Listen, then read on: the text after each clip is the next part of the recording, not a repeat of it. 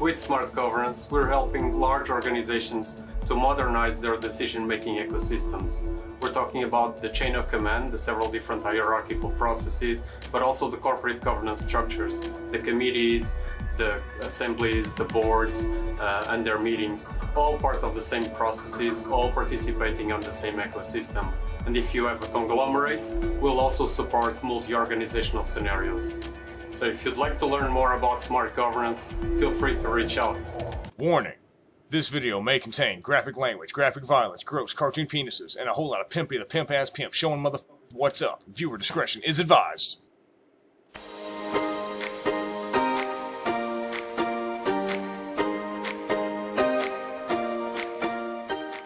What is going on out there, peeps? Man, had a great discussion with a lot of people today.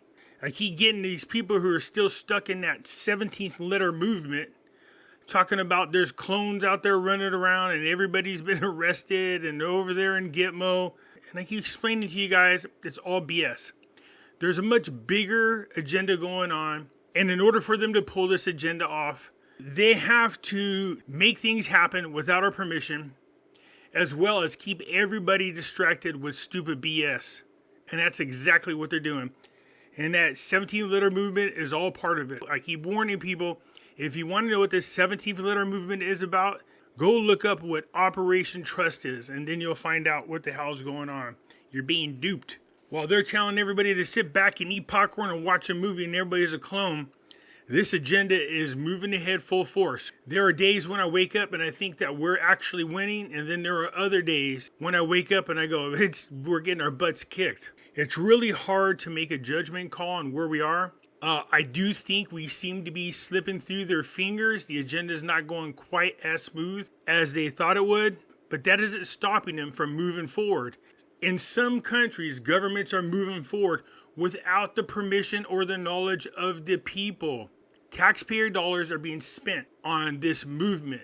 Now I'm going to show you just how far this movement has gone already. We're talking about the World Economic Forum's Great Reset. And right now, the things that people should be focusing on is the things that should disgust you.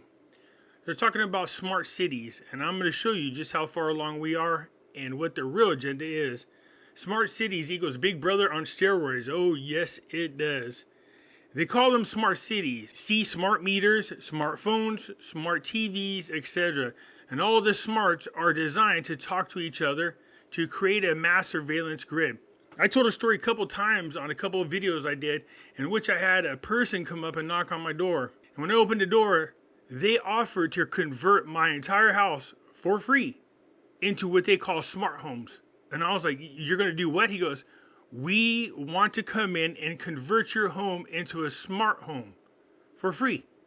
Man, you better get your ass out of here. I said, you're in the wrong neighborhood. You can get shot. I live in the sticks. I live out there in hillbilly land. All right, these people do not play. They're aware of what's going on. And there's a good chance you come out here and try to sell some crap like that. You could wake up dead in the morning. All right, so they don't like this. And I told him to get his ass off my property. So just don't take my word for it. I'll show you what it is you need to be aware of. And it's up to you whether you want to sit back and eat popcorn and think the clones are running the world and the white hats are in charge. Or if I'm a black cat lying to you people, whatever the hell it is you guys make up. But let's go ahead and get into this and you make up your mind from there. Before we get started, do me a favor and hit the thumbs up button. And if you're not a subscriber, please do so, because when you do, it helps out the channel, and I certainly do appreciate it. If you're thinking about buying gold and silver, head on over to our friends at Money Metals Exchange. The link will be down below in the description.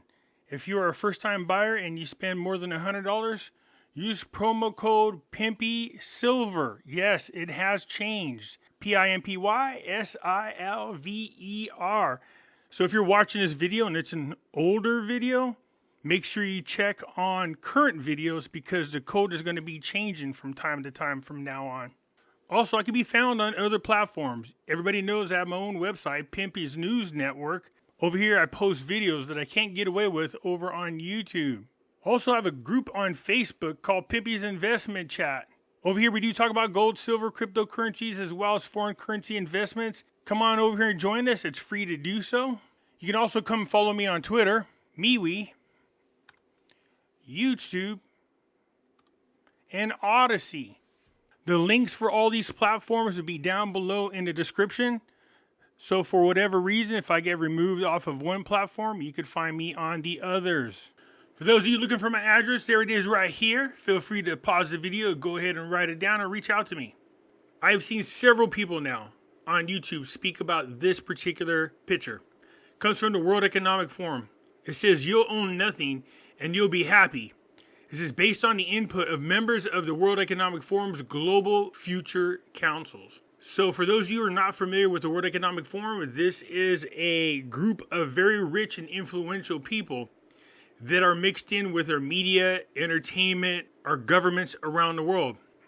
They have, for the last couple of decades, have been slowly but surely putting together policies for each one of our governments around the world. You see, we technically are supposed to be the ones voting in our politicians. That's how it's supposed to work. But if our politicians are taking orders from an unelected bureaucrat, this isn't good. And that's exactly what's going on. I've said this several times. Certain politicians are somehow getting into office and we're not quite sure how that's happening. You can go ahead and make your own assumption. But Lori Lightfoot here is a perfect example of one of their politicians. I want you to listen very carefully to what she's talking about. Now, she's in an interview, and part of that interview is cut off. What they're talking to her about is the way culture is going to change, the way America is going to change, how our cities are going to change, our ways of life are going to change. And that's more in line with the smart city, or what they call 15-minute cities. And I'll explain that here in just a second, because she's going to tell you exactly what it is they have in mind. So listen up. How do you do it? My thoughts are, because it's not written into law, it's just a very dominant culture. I think the only way you can do it is a couple ways. One, I'm thinking about an executive order from day one that says, in more legalese than this is not a thing. We will no longer honor this, because the way that aldermanic prerogative works is there's got to be compliance with the executive branch, because otherwise it doesn't work.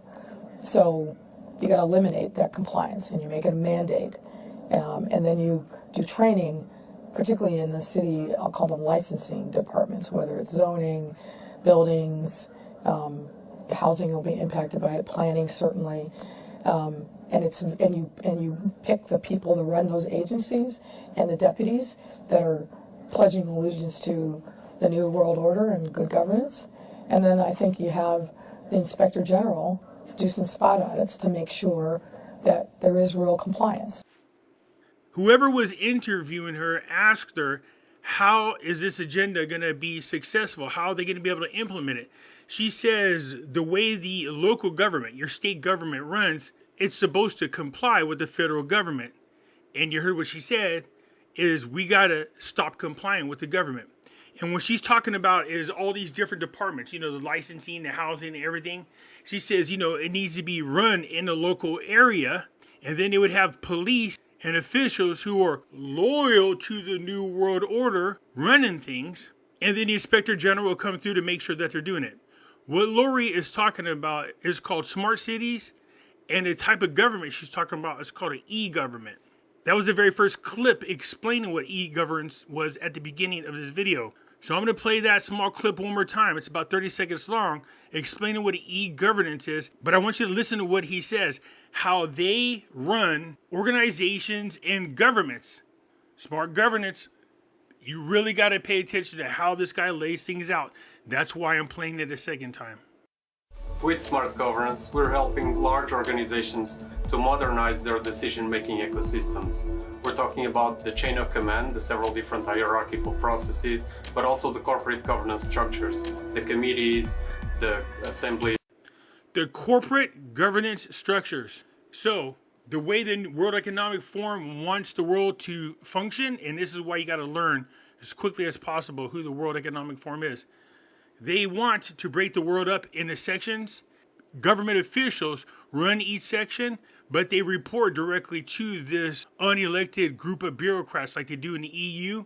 And those people pass down the laws and rules that they want implemented in each one of these sections that are governed by these people.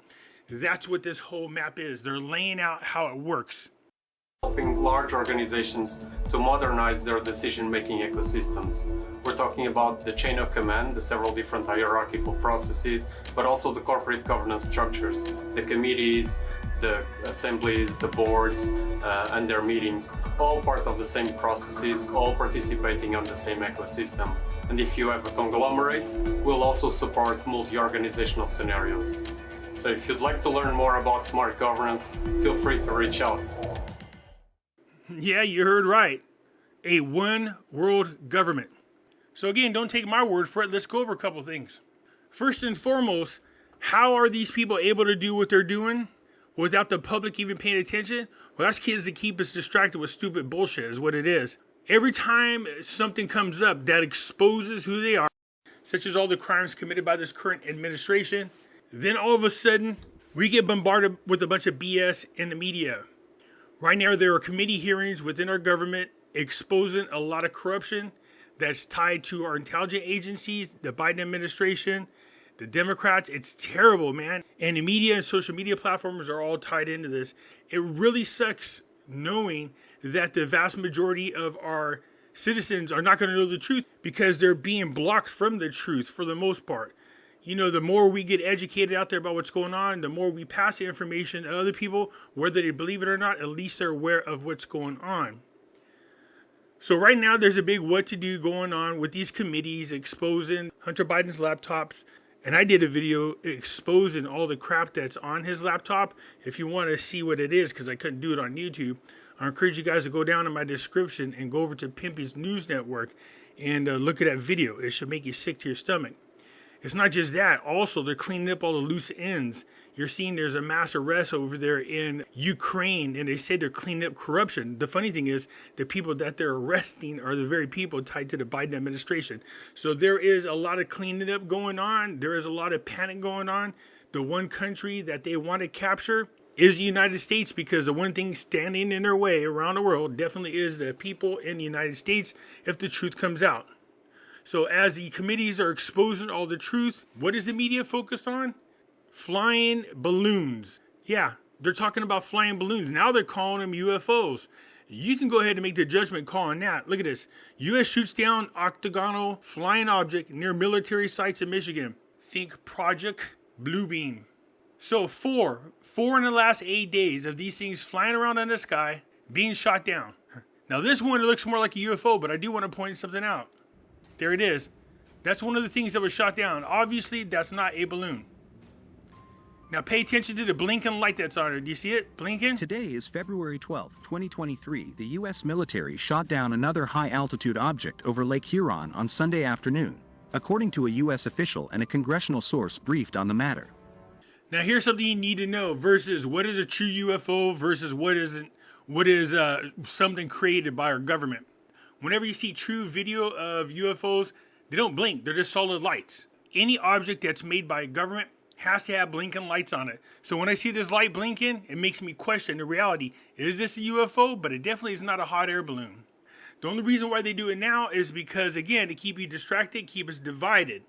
Look, when the Pentagon briefs people about a possible UFO flying around that they shot down, it's sure to how is it going to be on the news in 2 seconds. As a matter of fact, this was a live broadcast. As the conference was going, they were broadcasting the conference live. So you really got to question this. You know how our government is when it comes to UFOs and stuff like that. They don't want us to know about it. The fact that this was able to go out in real time should make you question things. So the people are being distracted by crap like this in the media. And this allows these people to do what they're doing and move forward. So right now, the world is experiencing food shortages. I spoke about that in other videos. And then you got people like this, the Gates. We're talking about Bill Gates and his foundation. Gates Land Holding by State. Bill Gates is one of the, if not the largest farmland owner in the world. Why? What's really going on? Why would somebody who works on computers and vaccines and everything else all of a sudden buy this much acreage of farmland everywhere? Makes you wonder. Now, this article is from 2015, and I want you to think about how much bigger Blackstone is now, which is the world's largest asset holder. They went around buying up all of our real estate. You have to ask yourself, why? That's your answer right there. They're all part of the same agenda. We are starting to get a little pushback, though, from people and even governments. In order for this whole World Economic Forum, Great Reset agenda to take place, all the governments have to agree to give up their sovereignty. And they're having a hard time because obviously people like China and Russia are really reluctant to turn over all their power to an unelected bureaucrat. And it's not just there. There are other countries now starting to rebel. It says the Blackstone Rebellion, how one country took on the world's biggest commercial landlord. It said this giant asset management firm used to target places where people worked and shopped. Then it started buying up people's homes. In one country, the backlash was ferocious. And this is why, look at this, Blackstone is the largest commercial landlord in history. Over the past 2 decades, it has quietly taken up control of apartment blocks, care homes, student housing, railway arches, film studio offices, hotels, logistic warehouses, and data centers. Okay, so how is that possible? How are they able to become so powerful? Well, in 2008, we had a huge real estate bubble bust, and a lot of people were in homes that couldn't afford them, and the banks didn't want them homes on the books, so they sold the homes for pennies on the dollar. But some corporation came in, along with other subsidiaries that are tied to the same Blackstone, start buying up all the homes and all the real estate and all the things that they're talking about on here. That was the start of things. You see, they created a bubble, and then when a bubble broke and the banks went belly up, they used taxpayer dollars to bail them out. When the truth of the matter was, all they were trying to do is devalue the real estate so that these companies could turn around and buy them up. And guess what's happening again right now? The same exact thing. So you'll own nothing and you'll be happy. But people are fighting back right now. And as a matter of fact, there's a couple of countries out there making it mandatory for people to sell back their investments into Blackstone. All right, I'm just going to show you how far along they are. You see, they want the world to have all these things they call smart cities. They're not smart cities. They're 100% total surveillance. It keeps track of every single thing you do. Everything. The way you spend your money, what do you spend it on, how you move around, what you're doing. They get all in your business. All right, so let's listen to what this video explains what a smart city is. In this video we are going to discuss about smart city. The first question is, what is meant by smart city? The answer is, there is no universally accepted definition of a smart city. It means different things to different people. A city equipped with basic infrastructure to give a decent quality of life, a clean and sustainable environment through application of some smart solutions. The conceptualization of smart city, therefore, varies from city to city and country to country, depending on the level of development, willingness to change and reform, resources and aspirations of the city residents. A smart city would have a different connotation in India than, say, Europe. Even in India, there is no one way of defining a smart city. To provide for the aspirations and needs of the citizens, urban planners ideally aim at developing the entire urban ecosystem, which is represented by the 4 pillars of comprehensive development: institutional, physical, social and economic infrastructure. Interesting. This can be a long-term goal, and cities can work towards developing such comprehensive infrastructure incrementally. Basic infrastructure requires to call city as smart city are assured water and electricity supply, sanitation and solid waste management, efficient mobility and public transport. You notice how it says guarantees energy and water resources? You know how the world right now is running around and our governments are telling us that we have an energy crisis? It's something that they manufacture so they can take control of it, so they can later on pitch to you this whole smart city idea. E-governance, safety and security. Smart solutions of smart. Let me rewind it just a little because I spoke over it, but you heard what they said about e-governance. That's right, e-governance. All these cities will be ran by unelected bureaucrats. E-governance, safety and security. Smart solutions of smart city are public information, electronic service delivery, energy and fuel, waste management, treatment of wastewater, renewable source energy, safety and security. Accordingly, the purpose of the Smart Cities mission is to drive economic growth and improve the quality of life of people and harnessing technology, especially technology that leads to smart outcomes. I know a lot of you out there right now are going, no way, Pimpy, it's not going to happen. The white hats are in charge. I'm sorry, I couldn't resist. Well, guess what? Your white hats are not in charge. No, Trump is not going to save the world. He can help make a difference, but you have to question somebody who attacks Ron DeSantis and somebody who's pushing the jab on the world. I'm just throwing that out there. I'm sure a lot of you out there are going, well, we'll know when a smart city comes around, or a big deal. They want to build smart cities, but they're not going to be able to. Oh, really? How far along do you think these people are? Let's take a look. This is Iraq. They are currently working on a smart city in Iraq. Iraq is working on investing the residential city of Al-Nikl in Basra Governorate, making it a smart city, and setting up an investment refinery. It will become one of the cities designed by integrating industrial and commercial areas, service infrastructure and entertainment venues in a harmonious way, and providing it with very advanced technology to suit the requirements of modern life. The city of Al-Nikl is located on an area of 240 square kilometers in the shallow waters of Khor al-Zubair. The residential project will also contain a port and a high-tech industrial zone, a business area, natural recreational areas and an environmental reserve that are included for the first time within the basic designs of Iraqi cities. Over in Vietnam, they're building the very same thing. It's called a data center that sits right on the ports. So you've seen this, they're building a smart city, and how they're going to pitch it is how convenient it is for us. Better quality of life. Don't fall for that. All it is 100% government control. So this is Iraq. This took place about 11 months ago. Let's listen in.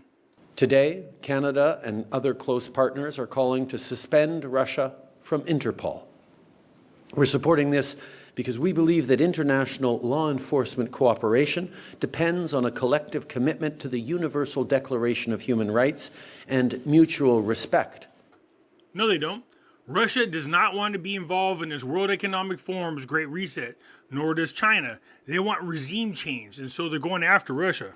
While our government is there to support our partners and allies abroad, we're also continuing our work to support and grow our economy here at home. Here we go. That's why I'm so happy to be here with you all at Bayview Yards with great news for small businesses. Today, we're joined virtually by Sheena from Nova Scotia, who co-founded her own business called Made with Local. Made with Local is a snack foods company that partners with social enterprises to employ and train Canadians with barriers to the mainstream workforce. Like for many small businesses, the past 2 years hasn't been easy. But despite the challenges, Sheena adapted and made the pivot to digital. Now, with a greater online presence, her company is stronger than ever. Yes, digital. They're all connecting into this one huge network called the Internet of Things. And you notice how he said that they're training new employees to be part of this system. This is in Canada. The funny thing about Justin Trudeau, every time I hear him do an interview and he does these kind of speeches, he's constantly swallowing. He's nervous. He knows he is selling out Canadians. And if you think I'm lying about Justin Trudeau and his cabinet members, pay attention to the boogeyman himself. When I mention our names like this Merkel, even Vladimir Putin and so on, they all have been young global leaders of the World Economic Forum. Mm-hmm. But what we are very proud of now is the young generation, like Prime Minister Trudeau, President of Argentina and so on, that we penetrate the cabinets. So yesterday I was at a reception for Trudeau, and I know that half of this cabinet, or even more half of this cabinet, are for our actually young global leaders of the World Economic Forum. Yep, you heard him right. Merkel, Putin from Russia. So that's why I'm wondering if they're really trying to do regime change over there. But he is a graduate from the World Economic Forum's Young Globalist Leader, along with Ukraine's Zelensky. So is this big thing a stage to destroy cities and then allow them to rebuild as smart cities? Makes you wonder. But you heard what he said about Justin Trudeau, and more than half his cabinet are all graduates of the World Economic Forum's young globalist leaders. Let that sink in. So now that you know where smart cities are, let's take a look at what's going on with them. Is the time right now. All right, check this out. If Bill Gates gets his way, Arizona could be home to a brand new cutting-edge smart city. A real estate investment firm owned by the computer billionaire recently bought a giant plot of land in the far west valley for $80 million. The company bought 25,000 acres in Tonopah. That's about 50 miles west of Phoenix. They're supposed to call the new city Belmont. And the plans include space for 80,000 homes, nearly 500 acres for public schools. They apparently want to fill the city with driverless cars, data centers, and digital networks. The proposed I-11 freeway would connect the Belmont area to Las Vegas. Gates would like the city to be about the same size and population, apparently, of Tempe. No word on when the project will begin. Notice she said that Bill Gates owns a subsidiary that buys real estate. This way, then, you can't see the much bigger picture, that all these people are tied in together. All they do is create other corporations or other businesses under other names, so that everything cannot be tied together. But you heard what she said, that there's a real estate company owned by Bill Gates that just bought 25,000 acres of land to build a smart city. It looks like that $10,000 Toyota e-Pallet autonomous vehicle is empty. So let's hop inside and take a drive through Woven City. The first thing you'll notice is just how big the city is. It was built on 175 acres and is home to 360 inventors, as well as seniors with mobility issues and families with young children. Eventually, 2,000 Toyota employees will call Woven City home, and there will be people from all demographics living here, including retirees, scientists, and retailers. You'll notice that Woven City uses a unique grid system made up of 3 types of interconnected roads. We're on a road built specifically for autonomous vehicles. But over there, you'll notice a road made for pedestrians as well as people on bikes or scooters. That road over there doubles as a linear park and is only for pedestrians. All 3 types of roads flow together seamlessly. Traffic congestion is never a problem in Woven City, and the roads elegantly weave through the smart houses and buildings. You'll also notice that there's no pollution in Woven City. The air is crisp and fresh because there are miniature parks around every corner. The roads are lined with shrubs, fruit trees, and cherry blossom trees. In true Japanese fashion, Woven City's technology blends seamlessly with nature. That's just a small part of it. Just go to YouTube and look up Japan's $10 billion smart city of the future. That's Japan. So far we saw Iraq, Arizona, and now Japan. But you gotta like the way they package it to make it look so cozy, so great, so convenient for humans. That's the sell pitch, but that's not the reality. Bill Gates is not the only very rich billionaire out there creating a smart city. Not to be outdone. What happens when a group of the world's greatest minds gifted with wealth beyond our imagination buys a sprawling waterfront property in Toronto? They make plans for a $14.3 billion futuristic city, that's what. Sidewalk Labs released its master innovation and development plans to turn a chunk of Toronto's Lake Ontario shoreline into the most futuristic city in the world. It would result in over 93,000 jobs and a better standard of living for its residents. And today, we're going to take a peek inside. Google X Sidewalk Smart City.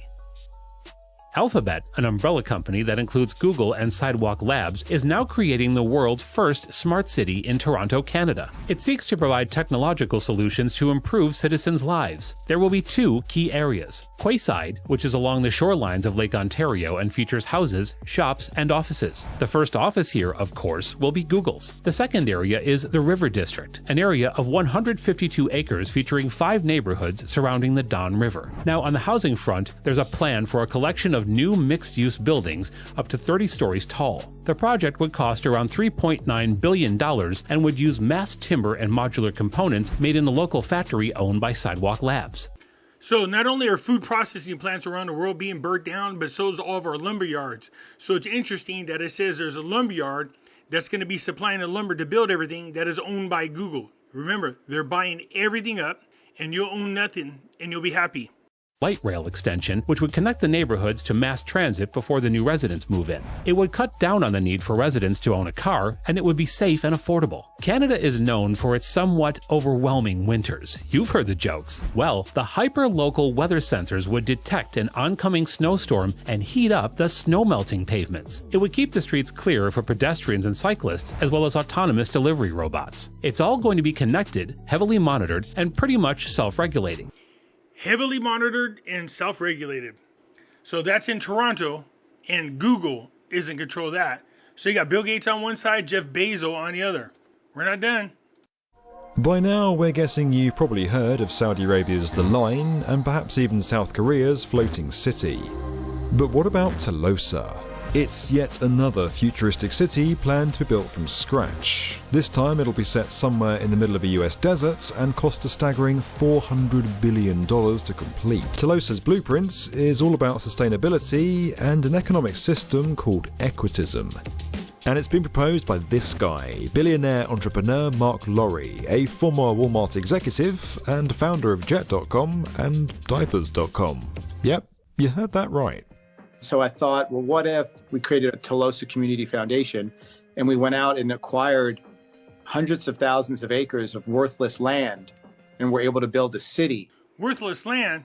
Oh, really? Is that what they say? This way then they don't draw no attention to people. Worthless land. Equitism. And it's been proposed by this guy, billionaire. So who is Mark Lowry? Well, Mark Lowry is a contributor to the World Economic Forum. So he works with the World Economic Forum, the New World Order. The city's being designed by a world-famous architect and aims to be home to 50,000 people by the year 2030 before going on to grow to a population of 5 million. So how will an entire sustainable city be built in the middle of the desert? What exactly is equitism? And why is a billionaire, of all people, proposing the city of the future? So here's my question. How is it that they're able to build these futuristic cities but cannot help our current situation today? They're claiming that thanks to climate change, we're having food shortages because there's no water. But yet, they're promising us a future in a city that magically be able to have water whenever we need it. Think about those things. So that's another billionaire, a contributor to the World Economic Forum, buying up land and deserts to build smart cities. Here's China. Everything that's been going on the past couple of years, the thought of living in a self-sufficient, environmentally friendly community that's built to be locked down sounds really, really appealing. You heard what he said, a community that is built to be locked down. How to control the masses. Well, that's the case for a residential area in the upcoming Chinese city of Xiong'an New Area. Today, we're going to see what this enticing community is all about, especially when it comes to the astonishing eco-living capabilities that are built within. We'll see all of its features and prices. On top of that, we'll also explore how this new city was created and the mammoth cost. So, let's get started. So I'm not going to play all of the videos all the way through. You guys, when I first start to talk about the video, you can see the names of the video right up above. You can look them up on YouTube and watch the entire videos. And trust me when I tell you, they're mesmerizing. They sound awesome. They sound great until you realize the truth. And that is, it's just a trap to enslave people. They're going to make it sound so beautiful, so cozy. And it's going to be able to protect us from all those bad things out there that they created. Oh, what? You guys actually thought this guy was a good guy? Elon Musk is a graduate of the World Economic Forum's Young Globalist Leaders. Yeah, he made Twitter a free speech platform, but it's not 100% free. He is still censoring a little bit. But he also has something else for us in the future. Elon Musk's City of the Future. Let's take a virtual tour of Elon Musk's City of the Future. First things first, the Tesla CEO is dying to make transport systems better. Musk talks about his evolutionary plans for a 3D network of underground tunnels to alleviate traffic congestion.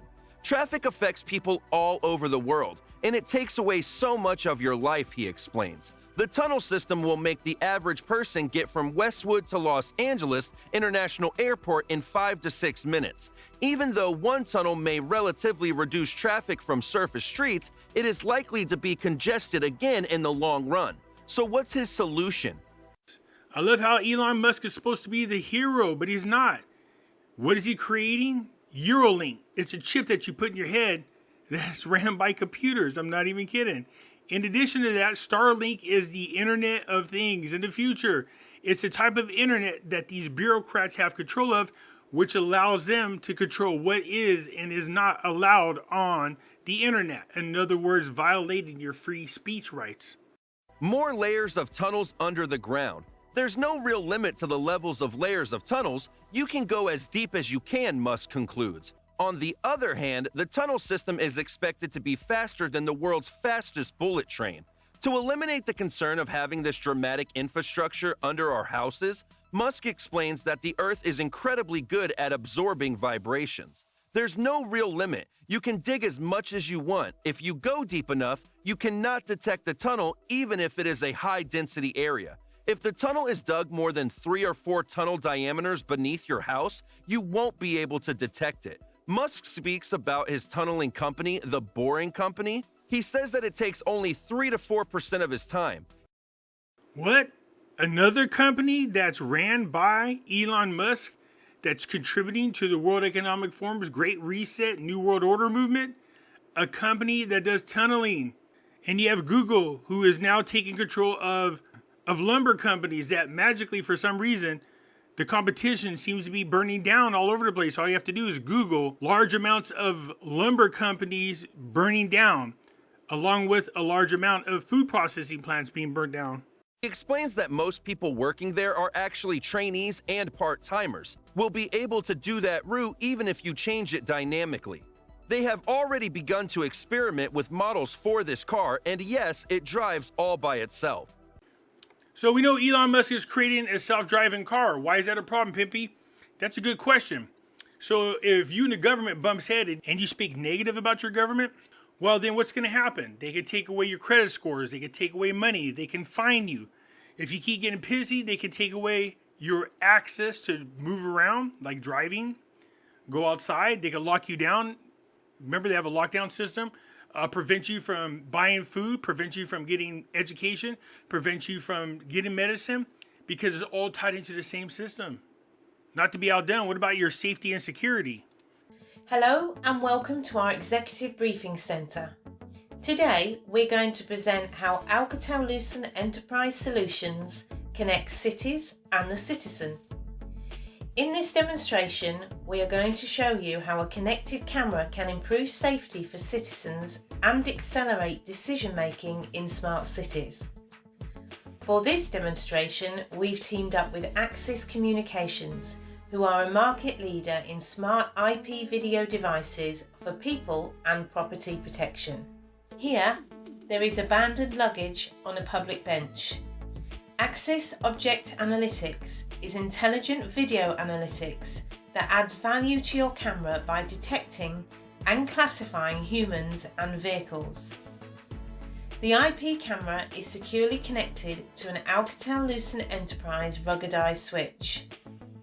The IP camera sent the event to the Alcatel-Lucent Enterprise notification platform, which automatically generates a message to the operations center. The operator can quickly do video live broadcast, which alerts the security team, and in the meantime launches a public audio broadcast to secure and evacuate the unsecured area. Please go out from this building and join the security point. Meanwhile, 100% surveillance. It has facial recognition. You'll have no privacy. So 100% camera surveillance that's tied into a data center. Facial recognition and scanning capabilities. What they're not telling that I learned about this company is their cameras can scan all the items in that backpack. This is the YouTube channel, AWS Public Sector. You can go through and almost every video they have explains to you in detail how they plan to plug everybody in together around the world. Last March, the World Economic Forum, or WEF, published an article about the popularity of so-called 15-minute cities and presented this deceptive picture of Google search trends for the term as evidence. As you can clearly see, this search term wasn't popular until recently. More importantly, the recent spike in popularity is not due to widespread support, but widespread opposition to this controversial idea. Today, I'm going to tell you everything you need to know about 15-minute cities, including who is behind them, where they're being tried, and why they're the exact opposite of what the WEF has advertised. As the name suggests, the idea of the 15-minute city is basically the belief that existing cities can and should be transformed and divided into districts where everything is available within 15 minutes of walking or cycling. This includes things like schools, hospitals, grocery stores, recreation facilities, and so on. Although this concept of having everything within arm's reach has been around for decades and was tried in places like the Soviet Union, the term 15-minute city was only coined in 2016 by Carlos Moreno.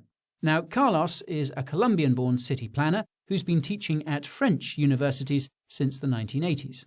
In a TED Talk from January 2021, Carlos explained that his primary motivation for designing the 15-minute city was the climate. He also revealed that 15-minute cities would require a, quote, new economic model.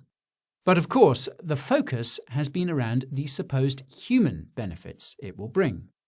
Now, what's interesting is that the concept of a 15-minute city didn't really take off until the start of the pandemic in early 2020. The story goes that city planners in Paris noticed that people would stay in their local areas because of the pandemic. This gave them the idea to try out Carlos's 15-minute concept in the city. The thing is that Anne Hidalgo, the mayor of Paris, was apparently planning on dividing the city into 15-minute districts months before the pandemic actually began. Doing so was actually part of her 2020 re-election campaign. Now, Carlos has also reportedly been advising Anne about the concept for years, if not longer. For context, Anne has been the mayor of Paris since 2014, and Carlos has been working on, quote, digital and sustainable smart cities since the early 2000s. Not surprisingly, Anne is a part of the WEF and has been a contributor to its global agenda. Surprisingly, Carlos is not part of the WEF, at least not yet. You can learn more about the WEF's global agenda using the link in the description. Now, when I say that the concept of a 15-minute city took off at the start of the pandemic, I don't mean that it became popular with the average person. I mean that it became popular with the WEF and other organizations that have been obsessed with achieving the Sustainable Development Goals, or SDGs. For those unfamiliar, the SDGs are a set of 17 goals created by the United Nations, which are supposed to be met by all member countries by 2030. Like the concept of 15-minute cities, the UN's SDGs appear to be benign or appealing, but in reality prescribe the creation of terrifying technologies like digital ID. If you watched our video about digital ID, you'll know that the UN's SDGs are being pushed by the public sector through regulations and by the private sector through ESG investing. The incentive for the public sector is more control of citizens, and for the private sector, well, it's profits, at least on paper. As far as I can tell, the push for 15-minute cities has come primarily from public institutions, probably because it won't be profitable for the private sector.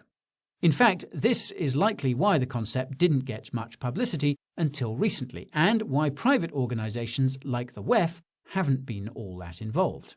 Case in point, the WEF's only discussion about 15-minute cities occurred during the Sustainable Development Impact Summit in September 2021, which was co-hosted by the UN. It's actually in this discussion that the Mayor of Melbourne revealed that private sector support is lacking. Now, this begs the question of which organisation is behind the 15-minute city push, and the answer is the C40 Cities Climate Leadership Group, or C40 for short. According to Wikipedia, the the C40 consists of 97 of the world's largest cities, accounting for 1/12 of the global population and 1/4 of the global economy. C40 was originally founded as the C20 in 2005 by then London Mayor Ken Livingstone. What's wild is that the C20 merged with the Clinton Climate Initiative the following year to become the C40. The Clinton Climate Initiative has its roots in the Clinton Foundation. Let's leave it at that. Now, the C40 seems to have gained influence after the Paris Agreement of 2015, which was hosted by Anne. The C40 is currently headed by London Mayor Sadiq Khan, and its board of directors is headed by billionaire and former New York City Mayor Michael Bloomberg, who owns Bloomberg News. In July 2020, the C40 published an article titled, quote, "How to Build Back Better with a 15-Minute City." Shortly afterwards, many of the 97 cities that are part of the C40 announced plans to radically transform themselves to fit the theoretical UN SDG-compliant city created by Carlos and his colleagues.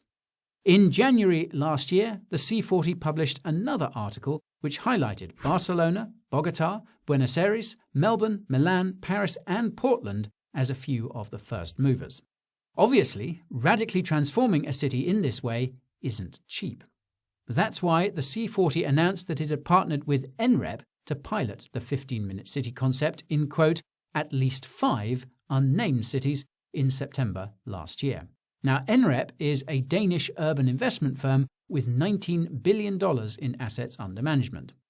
That may not sound like much, but it's growing very fast. Not only that, but NREP owns, quote, 7 million square meters of real estate across Denmark, Finland, Sweden, Norway and Poland.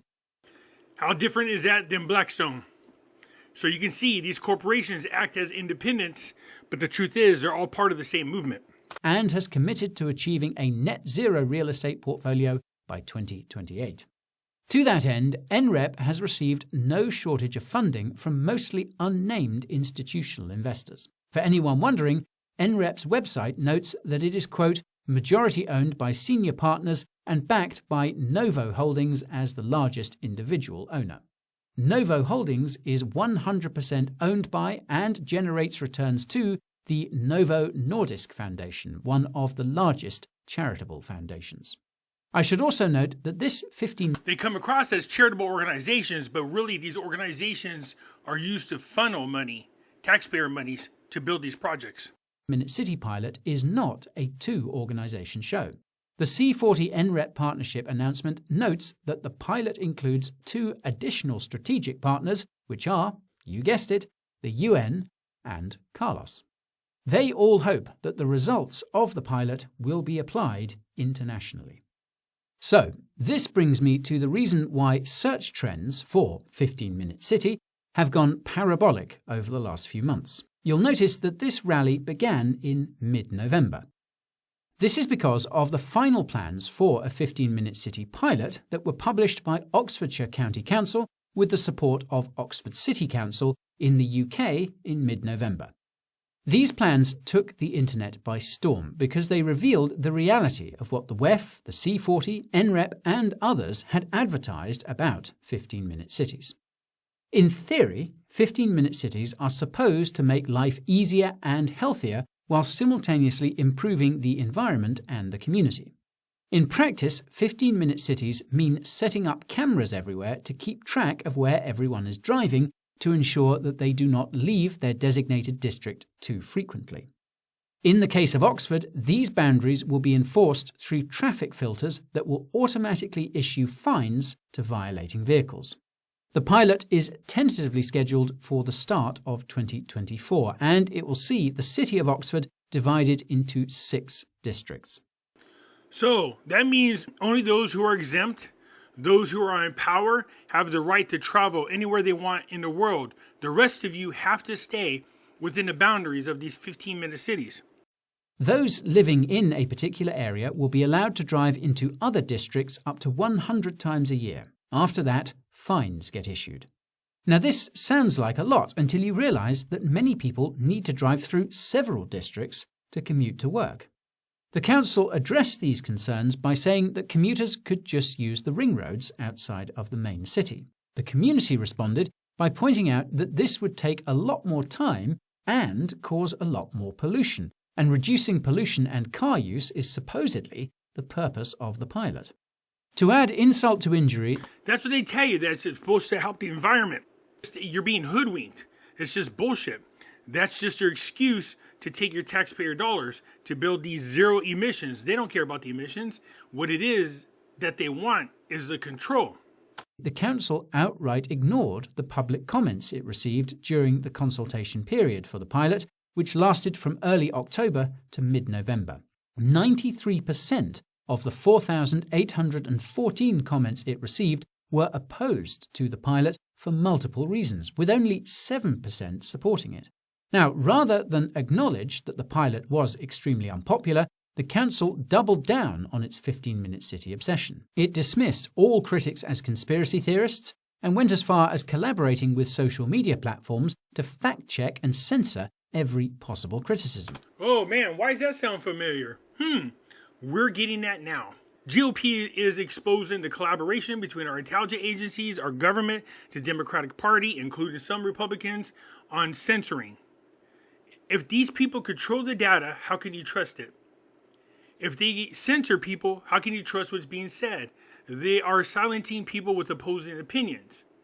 They're trying to make it look like everybody is for this movement, when in fact it's not. Once they move over 100% to the Internet of Things, they can control everything that's on the Internet. More about social media censorship in the description. Now, when the people of Oxford pushed back, the council contacted the mainstream media, which published articles about how council members were being abused for trying to save the planet. Naturally, of course, some goons did feel that council members merited threats for their stance, which is never acceptable, of course. The council also started posting FAQs, which didn't actually answer the questions being asked. It also stated that the 93% opposition statistic was fake news because only 8% of people said they were opposed, whereas the rest gave specific reasons for why they were opposed. The latter somehow don't count. The worst thing is that the council continues to post articles linking to fact-checking websites and presumably plans on going ahead with the pilot come hell or high water. Just so you are aware, 89% of these so-called fact-check companies are sponsored and they get donations from George Soros. So if they're getting money from George Soros, he dictates what is and what is not fact.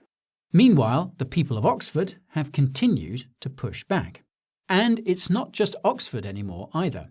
Almost every video I watched about 15-minute cities had no shortage of criticism in the comments section. What's messed up is that you don't notice this opposition unless you scroll down, because YouTube removed all the dislikes. Have you ever noticed that on YouTube channels, when you want to dislike something, they remove the number of dislikes? You can see how many likes, but you won't see how many dislikes. Again, trying to control the narrative. So here are a few of the gems I found in these comment sections. Quote, "What you're describing is a village. There's no need to turn the city into a dystopia to achieve what you want. This proves that it's total control that you really want." Quote, "A crime against freedom and thus humanity." Quote, "The part they're leaving out is that you're not allowed to go more than 15 minutes away from home." Quote, "It's all about controlling the little people while the rich fly everywhere."